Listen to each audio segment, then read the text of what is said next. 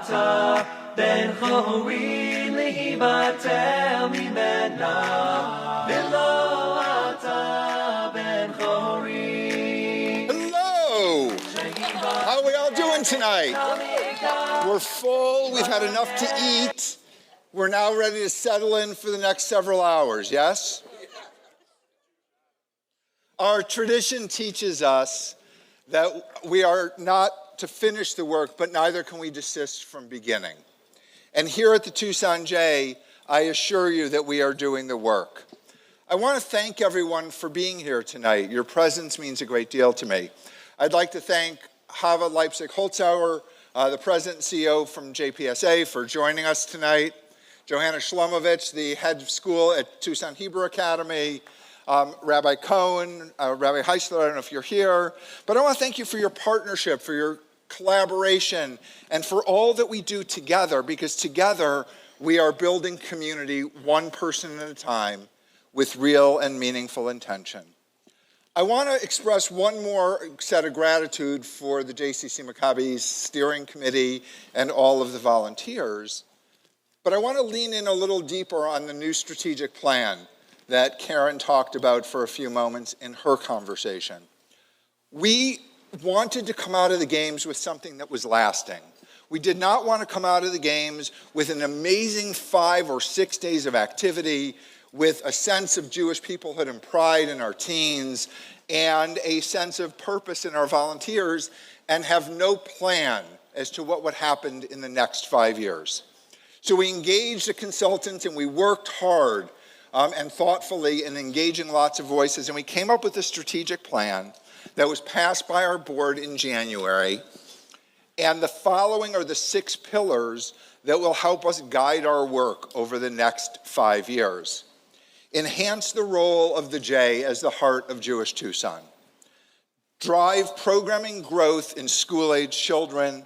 Revitalize our fitness and wellness and sports and recreation programming. Invest in new marketing capabilities with an eye towards storytelling and growth. And develop a stronger and more agile technology infrastructure that would benefit both the staff internally and the community at large with an ease of access using technology. And explore further enhancements here at the J to make us an even more attractive center for our Jewish community. The J is more than a place. It is also a space. I like to think of the J as a collaboratory, a place where collaboration happens meaningfully, a place where people can come and do their programs, a place where we can partner, a place where we know where to lead. And when we do that well, community thrives.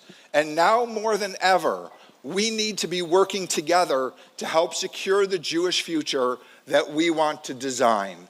We do that proudly in partnership with people from the broader community who have raised their hand to be a part of all of the magic that happens here at the Tucson J. I invite you, not now while I'm speaking, but on your way out, I want to be clear with some stage direction, to go out and look at the remarkable art in the hallway. That art was created by the children in our J-Care program, who come here after school and don't stop learning. They learn in different ways, but meaningfully. So please stop and look at the art. Tonight we will honor Linda Travis, who is the head of our Healthy Aging Department.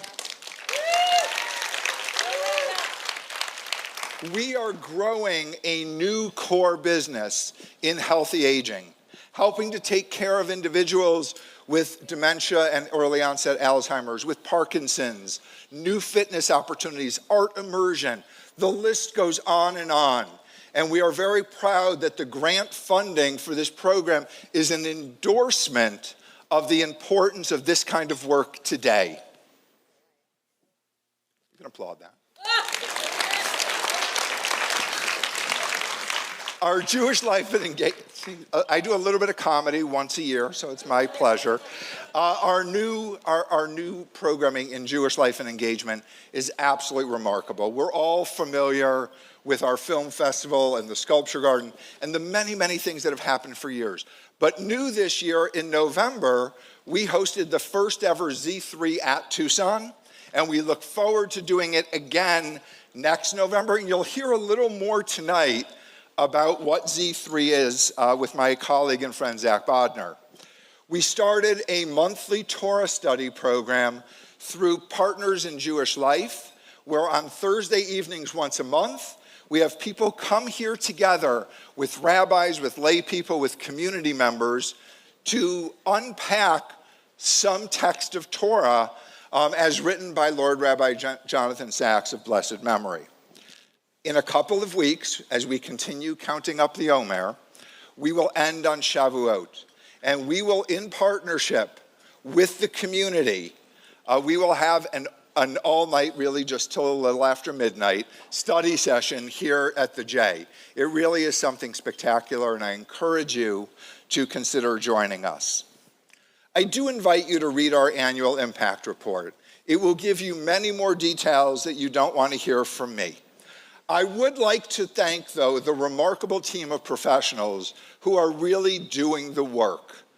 Day in and day out, they are working with our community, looking for new ways to elevate the experience and to create meaning and impact. And I'd like to invite our staff to please rise. All right.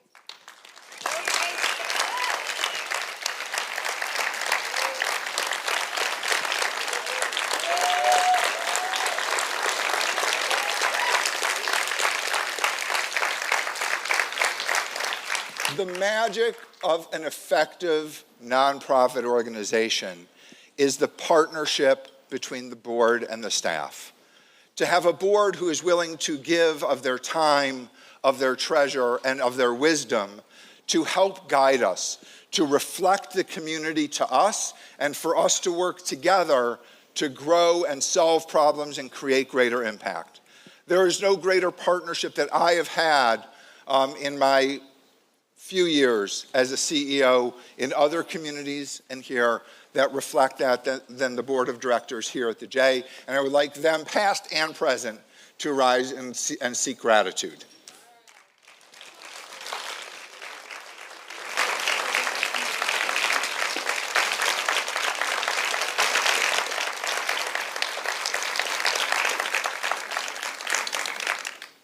Normally, at this part of the evening, my staff has a clock on how long I talk.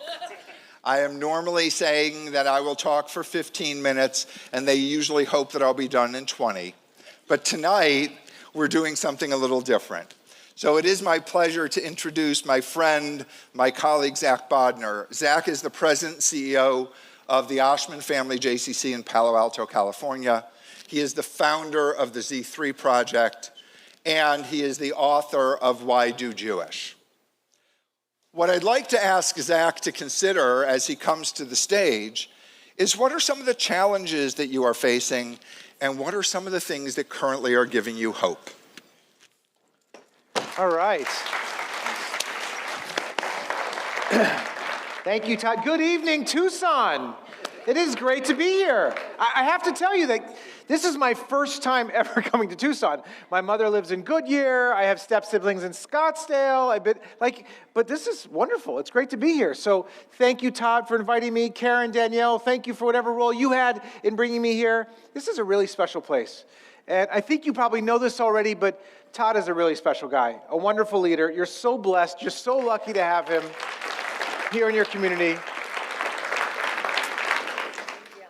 He took me around the J all day today, and everywhere he went, everyone was greeting him with big smiles. He knew everybody's name. He's showing me the artwork on the walls, the kids playing in the gym. It's just a really special place, and I've been able to travel around to a lot of different JCCs around the country, and this place, I can tell you, is not like most. It's a unique community. It's a community of people who really, really care deeply, and even for such a small Jewish community outside Tucson, you guys are punching way above your weight class. So I take my hat off to you and say, well done. Nice job. So look, Todd asked me to start by talking about a few of the challenges that we're all facing. I don't think it's any surprise that Israel is being faced by enemies once again. My own son is in Israel right now on Young Judea Year course, doing a gap year between high school and college. Has spent time in and out of bomb shelters all year, but is having the time of his life because that's what we know Israel can do for our young people, for ourselves, for our own chutzpah and our own courage. But it's challenging what Israelis are facing on a day-to-day basis. The war that they're seeing on 7 different fronts and the internal challenges creates a lot of angst, a lot of utziness. And we who care about them hold that in our hearts as well. Meanwhile, we're seeing anti-Semitism skyrocketing around the world.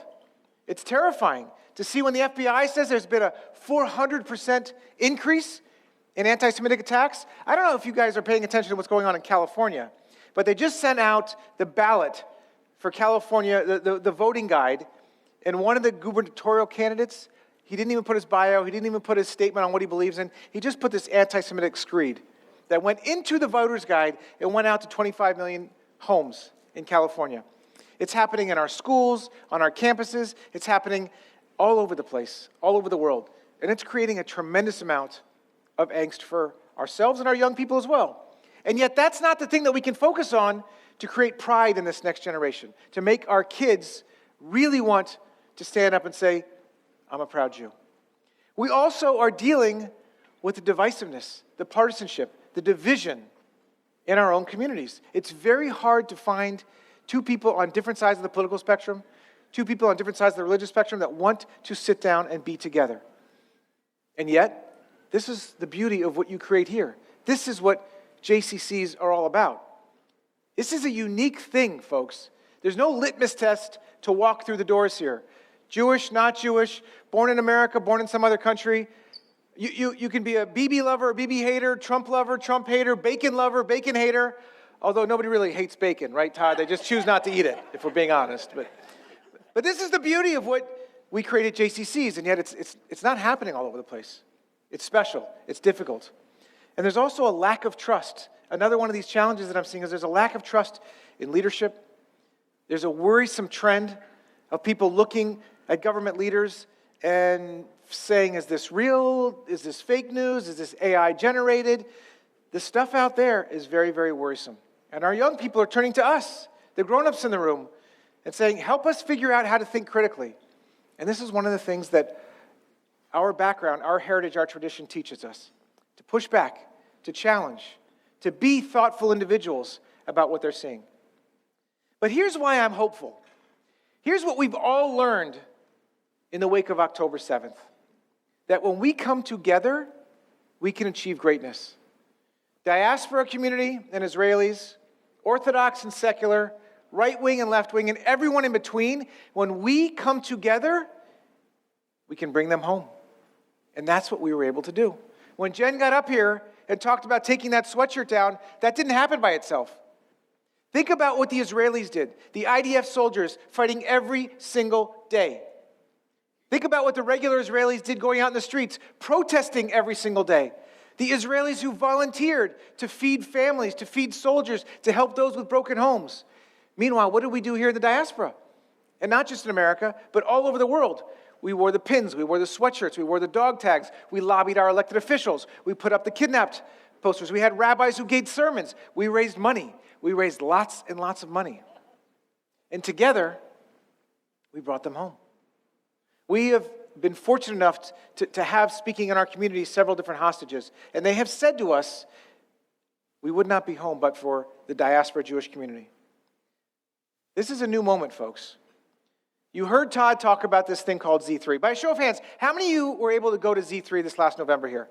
Okay, a few of you. The rest of you, come this November. You won't be sorry. Z3 is short for Zionism 3.0. It speaks to this moment that we're in right now, the third era of Zionism. Zionism 1.0 was the first era. This was the era of Theodor Herzl. The era of, if you will it is no dream. When Jews around the world were being persecuted, and we had to come together to build a new state to save the Jewish people.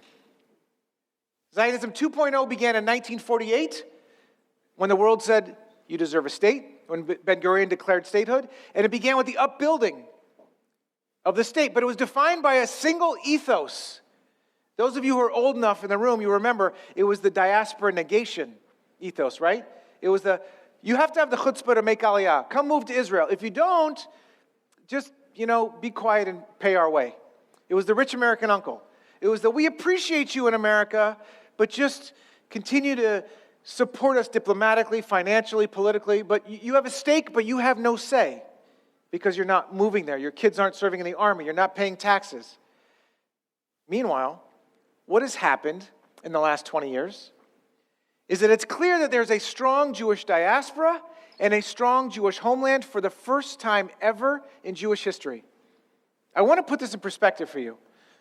In the thousands and thousands and thousands of years that our people have been around, there has never been both a strong Jewish diaspora and a strong Jewish homeland. There's been one or the other, and we have lived in both places, but we are living in a unique moment where there is a strong Jewish diaspora and a strong Jewish homeland.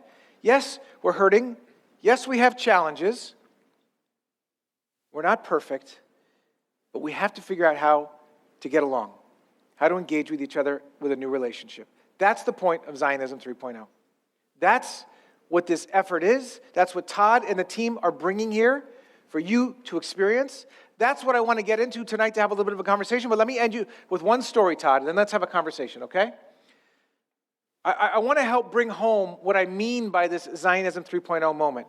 Because Zionism 2.0 was that time when Israelis were saying to us in the diaspora, you're not even going to be Jewish in a generation because of anti-Semitism, because of assimilation, because of intermarriage. You might as well move here or you're going to be gone soon.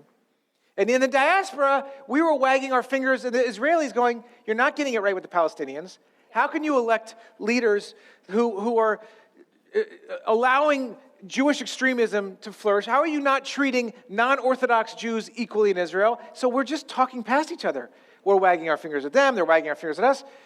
And now there's an opportunity for a new paradigm, a new relationship. But in this moment, there's a tendency to want to fall backwards and go back into this Z2 mindset, right? There's this moment as we're hurting, as diaspora Jews are facing anti-Semitism, there's a tendency for the Israelis to say, see, we told you, anti-Semitism, you're never going to be safe out here. And there's a tendency for diaspora Jews to look at Israelis who are struggling with their internal democratic challenges. And at least those of us in the crazy liberal Northern California place are going, you're not getting it right there either. So we're going back into our old ways of thinking. And that's a mistake. Because we have an opportunity. We have an opportunity to change it. But it won't be easy. So here's the story I'm going to end with, and then Todd and I are going to engage in conversation. It's an old Jewish folktale about the father and the son going through the desert on their donkey. And they're going along in the hot sun, and a stranger comes upon them, and he starts wagging his finger at them. And he looks at the father, and he says, how dare you do this to this dumb animal? Put it through this heat. Both of you sitting on the back of this donkey, you should be ashamed of yourselves. The stranger goes along. The father gets off, lets the little boy stay on the back of the donkey. Sure enough, another stranger comes along and he wags his finger at the little boy. And he says, look at you, young man. You're so strong. Your old man father, you make him walk in the sun while you sit on the back of the donkey? What's the matter with you? So, of course, they switch places. Now the father's on the back of the donkey. The boy is walking. And another stranger comes up, wags his finger at the father. And he says, strong man, sitting on the back of the donkey. Your little boy is walking in the hot sun? What's the matter with you? You have to be crazy. Ma ishtagat? The father and son look at each other. They don't know. Maybe they should carry the donkey. You don't know. The moral of the story is that you can either sit on your ass, you can get off your ass, but somebody's always going to be all over your ass. So, in this moment, as we're dealing with big challenges to our people here, challenges to our people in Australia, in London, in Latin America, and of course in Israel, it's not going to be easy to find ways to come together, to bridge our differences, to look beyond those things that drive us apart, to come together. But we have to do it. We have no other option, and we will be successful because of organizations like this JCC, leadership like your board of directors and Todd and the people in this room. Thank you for inviting me here tonight. Let's have a conversation.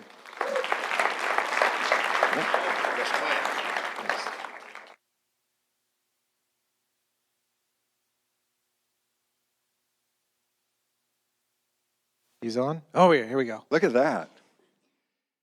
So I'll tell you all honestly, there was a piece of me that wanted to have a desk and do this whole thing like the David Letterman show, but I decided maybe this would be a better way to sit together.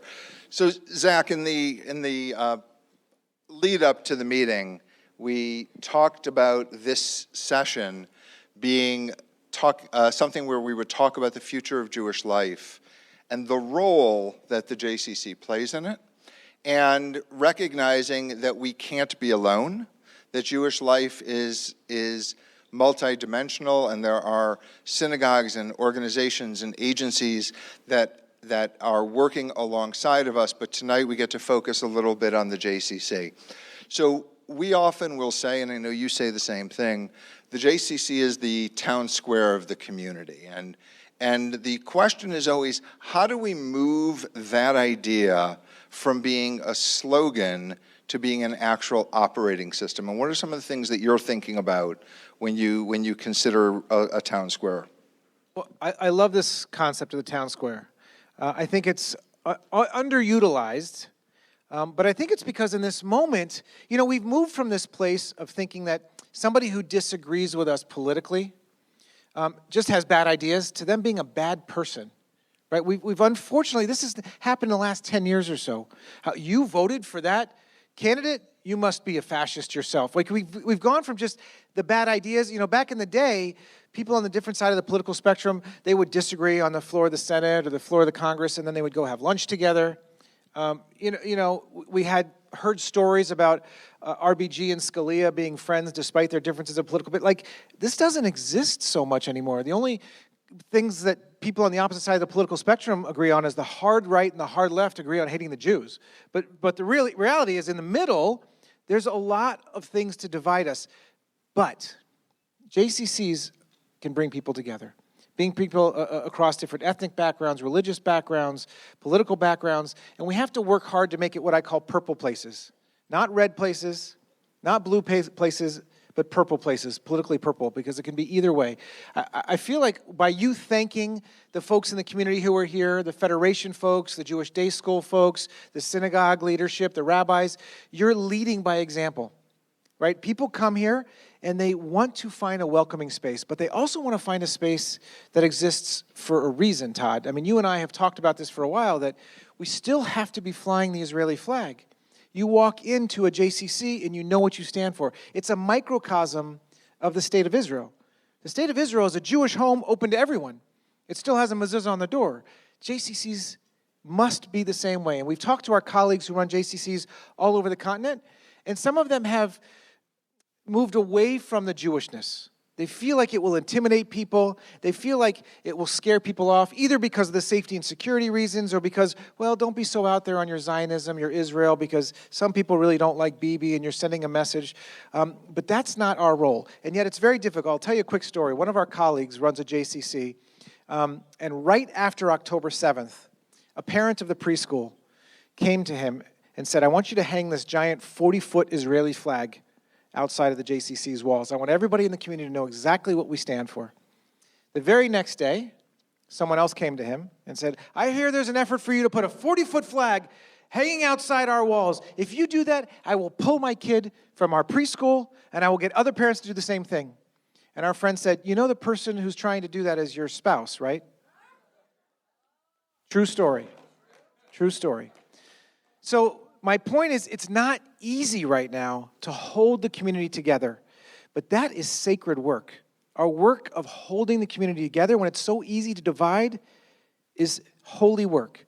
And that's what it means to create a town square, a vibrant space. I heard the term today, we're not looking to create safe spaces, we're looking to create sacred spaces.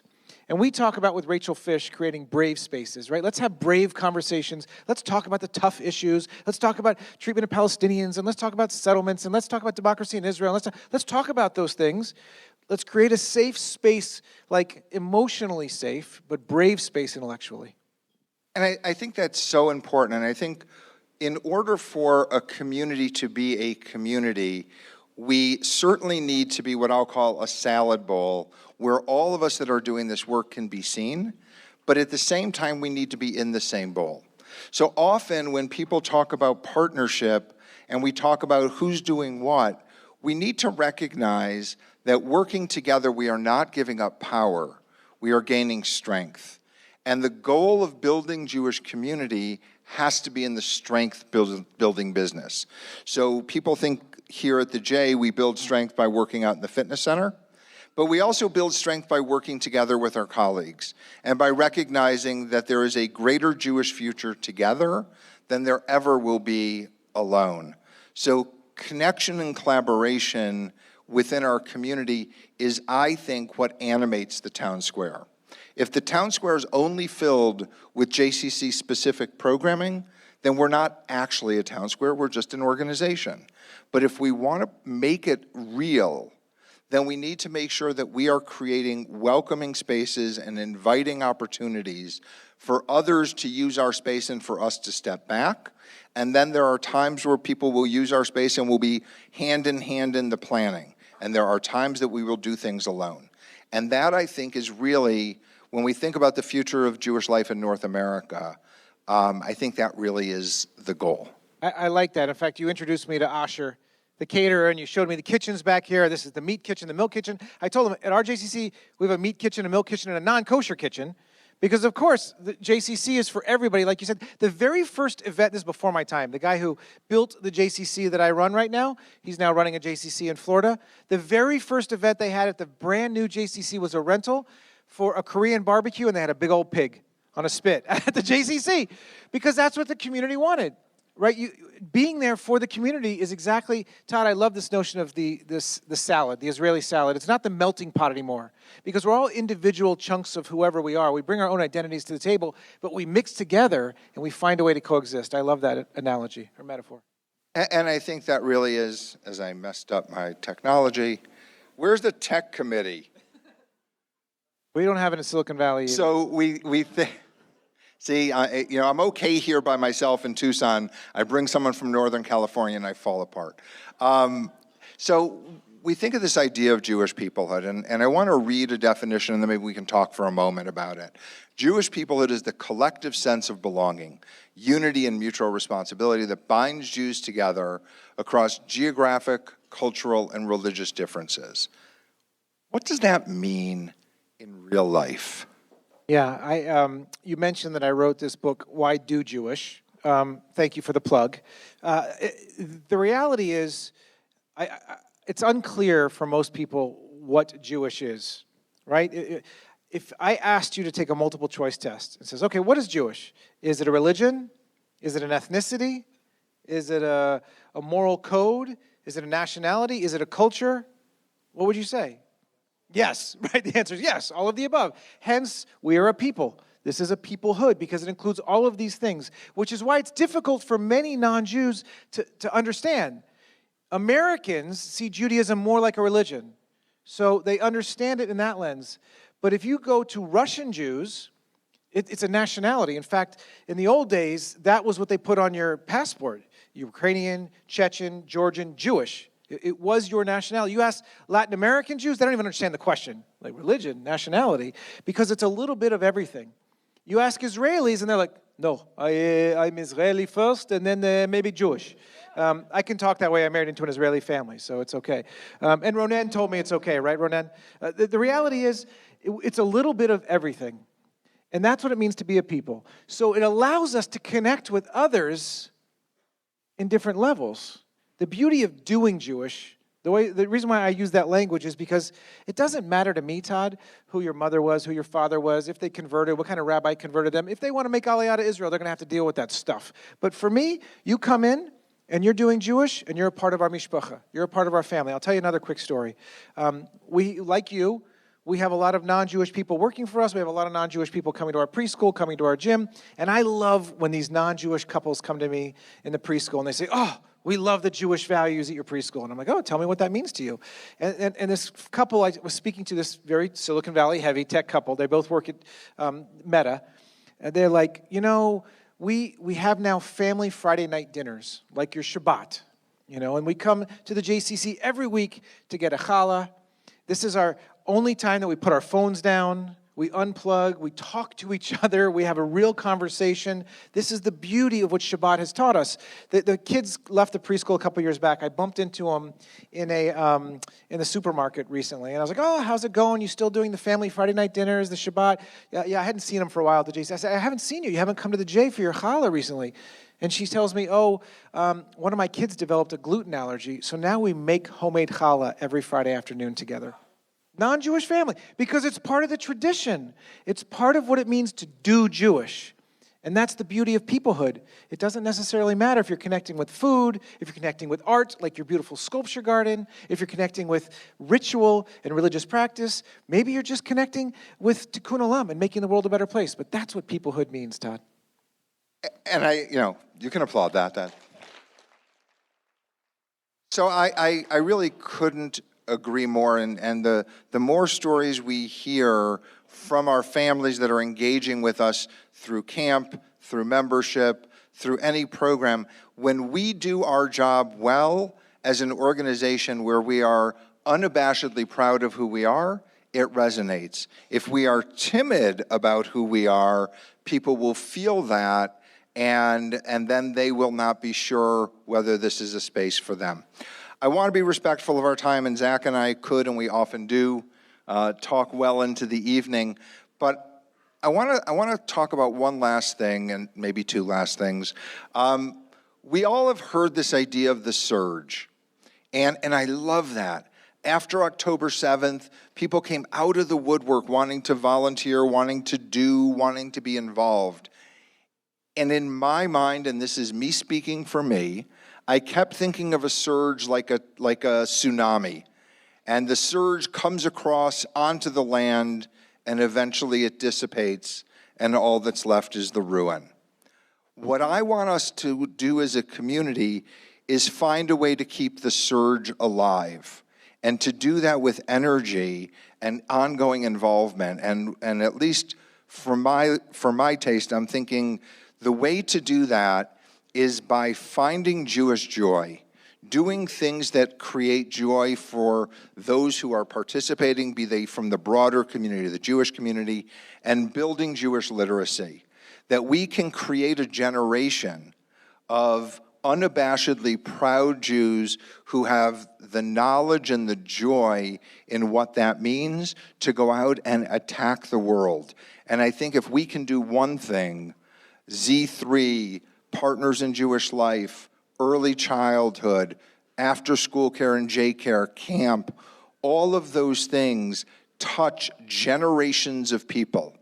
And when we do that, and we do that well, the Jewish future in North America and in Israel will be strong. And if we shy away from that, I am afraid that absent Jewish joy, there is Jewish fear. I couldn't agree more. There's this old saying, is it about the Jewish joy or the Jewish oi? And both are real. But it's chaval, it's a shame that it's really our shared trauma that brings us together, right? When there is an attack on Bondi Beach, or whether there's an attack on the Gaza envelope, and we see Jews suffering, it brings us together. But why should it only be those things that bring us together, and not the joyful moments as well? We have an opportunity. We have an obligation, a sacred responsibility to make sure it's the Jewish joy that holds us together just as much as the trauma. Because I can tell you, it's not going to inspire our kids to stay Jewish if it's only about the fighting anti-Semitism or the fighting anti-Zionism. We have to give them something positive. What are we fighting for, not just against? So I'll share another story because I love these stories. My son just graduated from a high school. I mentioned that he's in Israel on a gap year. He was in high school during October 7th. And shortly after October 7th, in many communities, but especially in crazy Northern California, it may not surprise you to know, there were teachers showing up to classes wearing keffiyehs. There was the stuff that the kids were dealing with in classroom. It was terrible. And one of my son's friends came to school on their school spirit day, because the school's colors were blue and white, and she was wearing a shirt with an Israeli flag. And the teacher got in her face, wagged her finger in her face, and said, "How dare you wear this sign of aggression in my classroom?" By the way, it was a Jewish teacher that said to this girl. Put the girl in tears. Okay, the girl went home, had words for her parents who had words for the school, as you might imagine, but told my son this story. And my son was the president of the Jewish Student Club on campus. He contacted all the other kids in the school that he knew, not just the Jewish kids, but the allies too, because you talked about the importance of our friends and allies. The next day, my son and all of his friends came to school wrapped in an Israeli flag and said, this is what this is going to be about. We're going to create Jewish joy. We're not scared. They had a little bit of literacy. They knew what they were doing. And they stood up and they were able to say, this is who we are. This is why we are a proud people. This is why we've existed for thousands and thousands of years. So it can spark excitement and interest by fighting back against the hate. Coming together can happen after a shared trauma, but it's not going to be this sticky factor. You talked about creating the stickiness after the surge. We had this big surge after October 7th. This is what Brett Stevens called the October 8th Jew.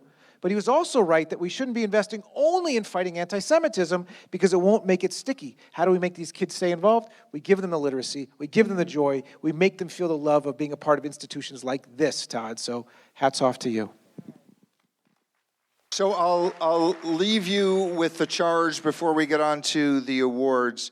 Participate, volunteer, be a part of community, have an idea, call. We will work together. There is nothing that we can't do that will build a Jewish future if we are doing it together. I thank all of you for everything you do for the J and for our community, because as a community, the Tucson Jewish community is an incredibly special and strong place. Thank you. Thank you for having me.